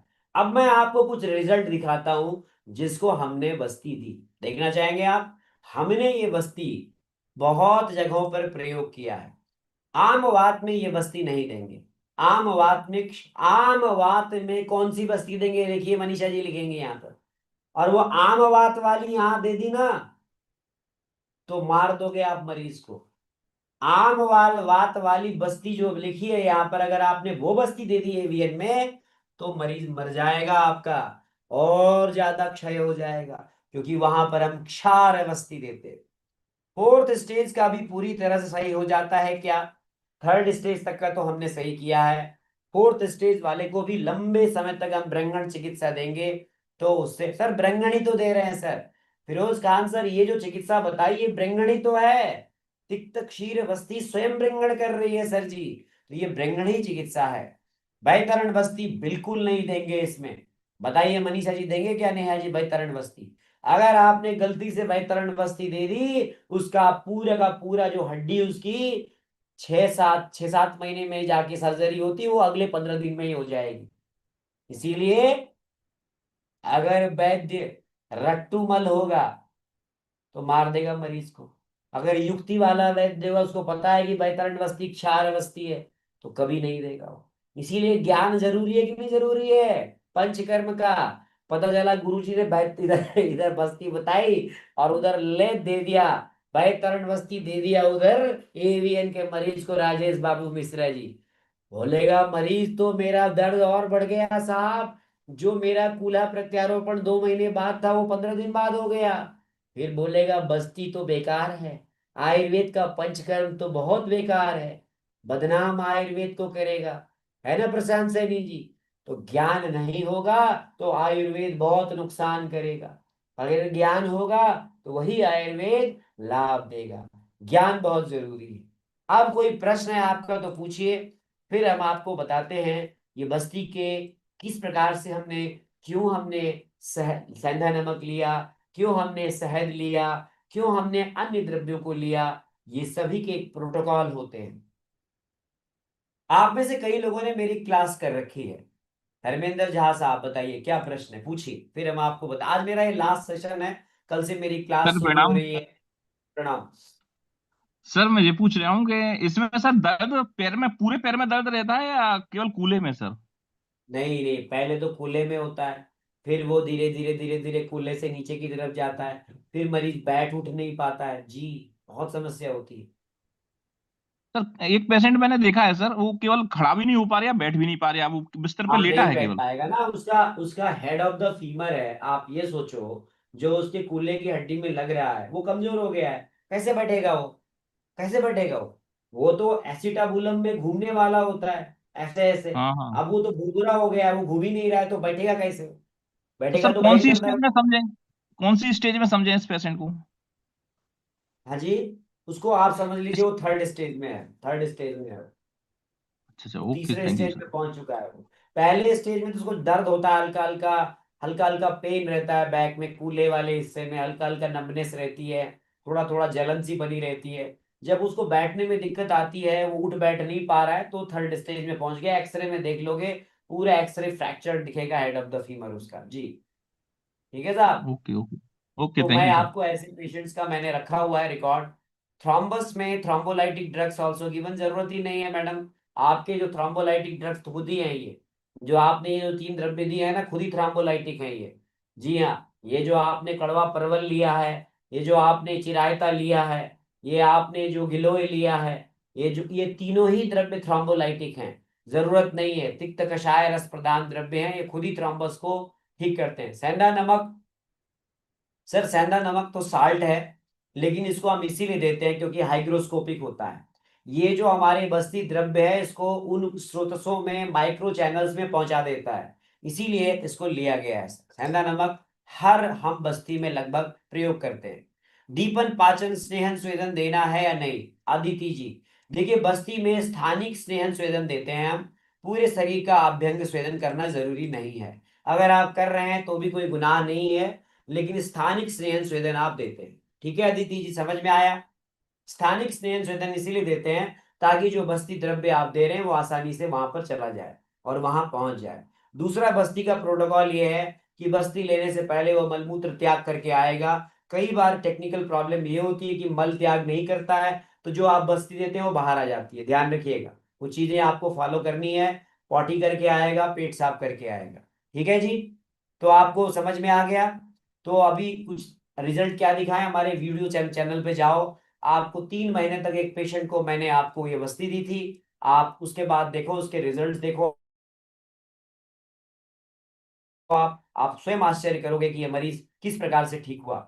हमने ऐसे ऐसे रिजल्ट दिए हैं ना, हमें खुद ही आश्चर्य होता है इस बस्ती चिकित्सा के इतने अच्छे रिजल्ट दे करके, हम खुद आश्चर्यचकित होते हैं। एक सेरेब्रल एट्रोफी का केस था, वो सेरेब्रल एट्रोफी का केस थूक मल मल के ना अपने हाथ में लगाता था, जॉब छोड़ दी थी उसने। हाँ, और पागल खाने में भर्ती कर दिया गया था। पता नहीं कहां से वो हमारे अस्पताल में आया और हमने उसको बस्ती चिकित्सा दी और मर्म किया, और हैरानी है हमें कि वो मरीज पूरी तरह से ठीक हो गया और आज वो ड्यूटी ज्वाइन कर चुका है। तो मैं आपको कुछ केसेस दिखाता हूं जिसमें हमने बस्ती चिकित्सा का प्रयोग किया, विशेष रूप से तिक्त क्षीर बस्ती का प्रयोग किया। वैसे इस प्रकार के सारे केसेस हमने अपने YouTube चैनल पर डाले हुए हैं, आप जाकर के इनको देख सकते हैं। अगर आप चाहें तो आप इनको देख सकते हैं, लेकिन फिर भी कुछ केसेस मैं आपको दिखाता हूं जो हम आपको आपके कॉन्फिडेंस को बढ़ाने के लिए है कि देखिए अगर आप सीखेंगे तो आप भी इस प्रकार के रिजल्ट्स दे सकते हैं। ये पेशेंट आया था हमारे पास, ये गवर्नमेंट सर्वेंट है और बहुत दिनों से जो है वो कूल्हा प्रत्यारोपण के लिए प्लान कर रहे थे। इनको एक्चुअली कूल्हा प्रत्यारोपण कह ही दिया गया था, ध्यान रखिएगा, इनको कह दिया गया था कि अब आपका कोई और सॉल्यूशन नहीं है, there is no other solution, you have to go and just आपको वहां पर हिप बोन का आपको लेना ही पड़ेगा, हिप बोन लगानी ही पड़ेगी, क्योंकि आपकी पूरी तरह से हिप बोन भी नेक्रोज हो चुकी है और जो हेड ऑफ द फीमर है वो भी डैमेज हो चुकी है।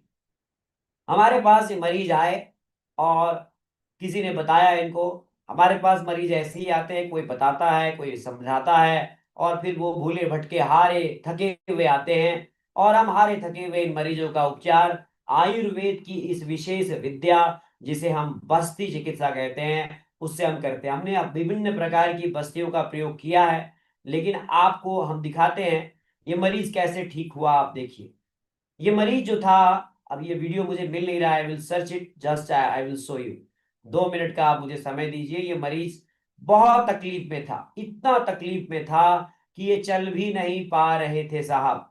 हाँ ये आ गया, ये आ गया मरीज, देखो आप, AVN का मरीज था ये, अभी दिखाऊंगा आपको मैं इस मरीज को, देखो आप, ये OPD का ही सीन है। और ये मरीज जो है आप कैसे आया था और क्या, 1 मिनट ये ऐड आ रहा है, 1 minute, I will stop it. मैं प्रयास करता हूँ ये वीडियो चल जाए 1 मिनट, फिर मैं आपको दिखाता हूँ 1 मिनट, ये वीडियो चला के फिर मैं आपको दिखाता हूँ। अभी देखो आप, ये मरीज हमारे पास आया था, इसको हमने मर्म चिकित्सा भी बताई, इसको AVN था और ये मर्म चिकित्सा के साथ में इसको हमने दिया तिक्त क्षीर बस्ती। ऐसा लग रहा है, करते रहिए, बहुत करना मैं है। दिखाओ आपको दिखाता हूँ। अभी ये मरीज चल नहीं पा रहा था, इसमें तो रावत जी आप बताइए, आपकी कूल्हे की प्रॉब्लम में कितना फर्क पड़ा, बैठ के बताइए। बहुत बहुत फर्क है सर। मैं टेढ़ा हो रहा था पैर, जो अब सीधा हो गया, सीधा हो गया, और दर्द तो मतलब इस नाम मात्र का रह गया, मतलब बहुत कम दर्द रह गया अब ये, बहुत कम हो गया। इससे और अभी बहुत- कितने दिन तक हमने तिक्त क्षीर बस्ती दी है? अभी आज 9 आज 10 तारीख से दे रहे हैं। 10 तारीख से दी है 10 हमने ना। तारीख से इसमें 2 छुट्टियां पड़ गई। तो छुट्टियां पड़ गई थी तो, लेकिन आपने कंटिन्यू किया है हाँ जी, हाँ उसको, जी। डिसकंटिन्यू नहीं हुआ है आपका। तो कैसा लग रहा है आपको ये AVN की प्रॉब्लम में, कैसा लग रहा है आपको? बहुत बढ़िया सर। वो जो मैं वॉकर से चल रहा था, दीवारें पकड़ पकड़ के टॉयलेट जाता था, लेकिन अब जो है मैं जैसे आम आदमी चल रहा है वैसे ये चल रहा हूँ। वॉकर एक बार पकड़ के चल रहा था, टॉयलेट भी दीवार पकड़ पकड़ के जाता था, आम आदमी की तरह चल रहा है। और ये ड्यूटी ज्वाइन कर चुका है, अपनी जॉब में ज्वाइन कर चुका है, ये अपनी ड्यूटी ज्वाइन कर चुका है ये मरीज। जी हाँ, लेकिन हमने बोला अभी फिर से आना हमारे पास, इसको हम अभी भी देंगे, इसको फॉलो अप में अभी हम ट्रीटमेंट देते रहेंगे तो ये आएगा। ग्रेड है कि नहीं बताओ? उसका कूल्हा बचा दिया ना हमने, हमने उसको उसी कूल्हे को काम करने लायक बना रखा है। हमने उसको तिक्त क्षीर बस्ती दी, हमने उसका फ्रैक्चर, नया फ्रैक्चर नहीं हुआ, पुराना फ्रैक्चर रिपेयर हो गया। बताओ ग्रेट है कि नहीं? है कि नहीं आयुर्वेद से ये रिजल्ट्स? ट्रांसप्लांट से हमने बचा दिया, 10-20 लाख का खर्चा उसका हमने बचा दिया। खर्चा कुछ लगा? कुछ नहीं लगा। क्या खर्चा लगा उसका? कुछ भी नहीं लगा, नहीं लगा कुछ भी। हाँ, रिपीट एक्सरे में वो भी रखा है मैंने, एक पेशेंट के वीडियो में आपको साफ दिखेगा कि कैसे एक्सरे उसका फॉलो अप में हमने लिया है और हमने उसको इम्प्रूवमेंट दिया है। बस्ती का खर्चा क्या लगेगा? दूध कितने का आएगा बताओ एक दिन में? 250 ml दूध, बताओ बताओ, आधा पाव दूध कितने का आएगा?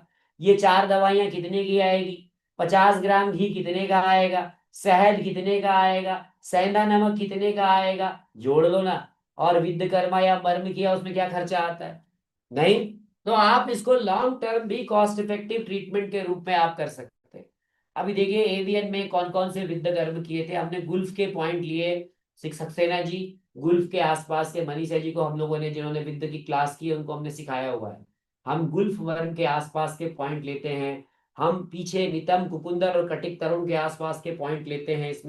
इसमें हम नीचे पैर में जानू के ऊपर 4 अंगुल, लेटरल 4 अंगुल, नीचे 4 अंगुल के पॉइंट्स लेते हैं। 500 रुपए में आपका एक दिन का इलाज इसका हो जाता है। होगा कि नहीं होगा बताओ आप। और आप 200 रुपये अपने खर्चे जोड़ लो, 700 रुपये, चलो 500 रुपये अपने जोड़ लो, 1000 रुपये। 1000 रुपये की भी बस्ती थी तो आपने दवा के साथ में, तो भी आपने उसका नेचुरल जीवन सक्षम कर दिया कि नहीं कर दिया उसका।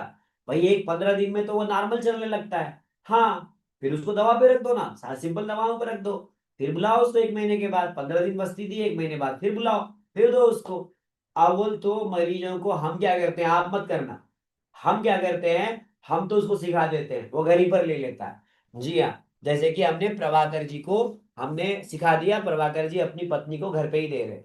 तो मरीज पे ऊपर डिपेंड करता है, अगर मरीज हमें लगता है कि ये मरीज कर सकता है, इसने सीख लिया है, तो हम कर देंगे। मर्म पॉइंट इसमें गुल्फ करते हैं, ये गुल्फ मर्म होता है। आप अगर आपने मेरी क्लास की है तो मैं क्लास में बताता हूँ, गुल्फ मर्म के पास में ये पॉइंट्स लेते हैं हम लोग। सर ये चारों द्रव्य ताजे लेने हैं या पंसारी की दुकान से? ताजे लेने जाओगे तो फिर जब कब भोज करोगे, कब कुम्हड़ लगेगा, कब तो है खिलाओगे लोगों को, ताजा वाजा कहाँ लेने जाओगे? ताजा लेने के लिए जाओगे तो फिर जंगल में ही रहना पड़ेगा। ताजा वाजा नहीं लाना है, पंसारी की दुकान से लाना है है कि नहीं प्रभाकर जी? ताजा लेने के चक्कर में पड़ेंगे तो फिर हो गया, फिर चक्कर ही पड़ते रहेगा। तो आपने कुछ सीखा आज बताइए, आपने कुछ सीखा आज बताइए। तो कुछ सीखने की जिज्ञासा जगी आपको, कुछ सीखने की जिज्ञासा जगी, तो कल से आपकी जिज्ञासाओं को हम शांत कर रहे हैं। कल से हम सिखा रहे हैं आपको बेसिक ऑफ पंचकर्मा। 15 आज से वो क्लास स्टार्ट होनी थी, आज रविवार था इसलिए आज वो क्लास हमने स्टार्ट नहीं करी। कल सुबह 7 बजे से 8 बजे ये क्लास होगी। 15 दिन की इसमें पूरा बेसिक्स बताऊंगा मैं, बस्ती कैसे बनाते हैं, कौन सी बस्ती कहाँ देते हैं, उत्तर बस्ती तक भी बताऊंगा मैं इसमें। कॉन्सेप्ट ऑफ पंचकर्मा बताऊंगा, कहाँ पर वमन कराना है, कैसे वमन कराना है, कहाँ नहीं कराना है, क्या क्या चीजें आपको देखनी है, बस्ती का क्या काल है, कर्म है, योग है, ये सब आपको हम बताएंगे। सर पेशेंट 1 और 2 स्टेज में आ जाएगा, देन बस्ती ही देने पड़ेंगे, नहीं बस्ती तो आदित्य जी देना ही पड़ेगा। 1 में आ गया तो अगर आपने बस्ती स्टार्ट कर दी, अदिति जी आप दिल्ली वाली तो नहीं है जो यहाँ पे ऑफलाइन में आई थी? अदिति त्यागी तो नहीं है नाम आपका? पंचकर्मा सेंटर में है आप शायद, अगर आप वो अदिति है तो पता नहीं कोई और भी हो सकती है, मुझे नहीं मालूम। एक डॉक्टर, अच्छा दूसरी अदिति है, एक डॉक्टर अदिति दिल्ली से आई थी हमारे पास, वो विद्यकर्मा, अग्निकर्मा, पंचकर्मा सब सीख के गई है यहाँ से। देखिए तो इसको हमने अगर फर्स्ट स्टेज में ही आ गया और हमने उसको बस्ती दे दी, तो बस्ती से उसका वात का समन हो गया और उसके वहां पर रक्त का अवरोध रुक गया, तो उसको हम वहीं पर मैनेज कर पाएंगे। तो क्यों उसका हम सेकंड और थर्ड स्टेज पे जाने का इंतजार करें, है ना? हाँ दीपक सक्सेना जी। तो चलिए कल से कौन कौन से सीखने के लिए जुड़ रहे हैं, जो लोग सीख चुके हैं उनके लिए रिवीजन कर सकते हैं, और जो लोग नहीं सीखे हैं कल से हम पूरा 15 16 17 दिन सिखाएंगे आपको। सुबह 7 बजे से 8 बजे एक क्लास होगी, नोट्स मिलेगा, पीडीएफ मिलेगा, रिकॉर्डिंग मिलेगा आपको, और लाइफ टाइम का सपोर्ट मिलेगा। हम ऐसा सपोर्ट देते हैं कि हमारे सिखाए हुए बच्चे धाड़ वमन करा रहे हैं, धड़ाधड़ वमन करा रहे हैं। हाँ इस बार इतने वमन कराए कि सोराइसिस के पेशेंट्स में। तो आप सब सीखिए, मैं तो यही कहूंगा कि देखिए आयुर्वेद में पंचकर्म का मतलब मालिश सिकाई नहीं है, स्नेहन स्वेदन नहीं है। Already enrolled for class, sir class में एवीएन रिपीट कर दीजिएगा। एवीएन तो उसमें आज ही रिपीट कर दिया है, इसमें तिक्तक क्षीर वस्ती बता देंगे आपको और अच्छे से, है ना, तो रिपीट कर देंगे, कोई बात नहीं, हम जितनी बार कहोगे उतनी बार रिपीट करेंगे। आप में से जो जो लोग नहीं इनरोल किए हैं, मेरा उनसे विनम्र निवेदन है कि आप जरूर इनरोल कीजिए, है ना, और आपको फायदा ही होगा। ये एक बस्ती से ही आप मरीज को ठीक करेंगे, और जब मरीज ठीक होगा ना तो आपको पैसे भी देके जाएगा दक्षा जी, वो आपको आपकी मन मांगी मुराद पूरी करेगा वो, क्योंकि जो व्यक्ति परेशान होता है ना, वो कहीं भी उम्मीद दिखती है तो वहां जाता है। नहीं, ध्यान रखिएगा, इसीलिए आपको सही चिकित्सा जरूर आपको सीखनी चाहिए। नेक्स्ट में धातुगत जरूर जरूर जरूर लेंगे। मनीषा जी अब 15 दिन बाद इंतजार कीजिएगा। अब नेक्स्ट या तो संडे को देखेंगे, आप अगले संडे को टाइम मिलेगा तो जरूर करेंगे। आज भी मेरी क्लास थी आज विद्याकर्मा की, लेकिन मैंने आज स्किप किया। तो नेक्स्ट वेबिनार में हम धातुगत लेंगे। सर इसके साथ में मात्रावस्ती कौन सी तेल देना ही नहीं है? मात्रावस्ती क्यों देना है? मात्रावस्ती इसके साथ में नहीं देना है। और अगर आपको देना भी है तो क्षीर वाला तेल देंगे, सिंपल क्षीर वाला तेल। अगर आपको लग रहा है कि थोड़ा सा भारीपन लग रहा है बहुत ज्यादा, वैसे इसमें खुद ही स्नेह है, तो मात्रावस्ती की जरूरत नहीं है इसमें। बल्कि आपको ऐसा लगे कि आप ज्यादा हो गया है तो बंद कर दो। ये एक ऐसी वस्ती है जिसमें स्नेह ऑलरेडी है, तो इसमें मात्रा वस्ती देने की जरूरत ही नहीं है मनीषा जी। क्यों मात्रा देना है? और उसका वैसे ही घी मिला रहे हो, दूध मिलाए हुए हो, सब कुछ तो मिला रखा है उसमें, फिर मात्रा वस्ती क्यों देंगे? मात्रा वस्ती नहीं देनी है इसमें। और अगर आपको देने की इच्छा भी है तो आप गंध तेल की मात्रा वस्ती दे दो, 10 ml 15 ml। ऐसा लगता है आपको तो गंध तेल आता है जो अस्थि भग्न में अस्थि संधान करता है, उसकी मात्रा वस्ती आप दे दो। लेकिन जरूरत नहीं है मात्रा वस्ती देने की। ठीक है धर्मेंद्र झा साहब? तो कौन कौन लोग सीखने को तैयार हैं वो यस लिखिए यहाँ पे। अब हम आपको बताते हैं आप कैसे कल से हमारी क्लास में जुड़ पाएंगे। मैं आपसे निवेदन करता हूं कि ये क्लास जरूर ज्वाइन करो। ये क्लास आपका थॉट्स प्रोसेस बदल देगा आयुर्वेद के प्रति।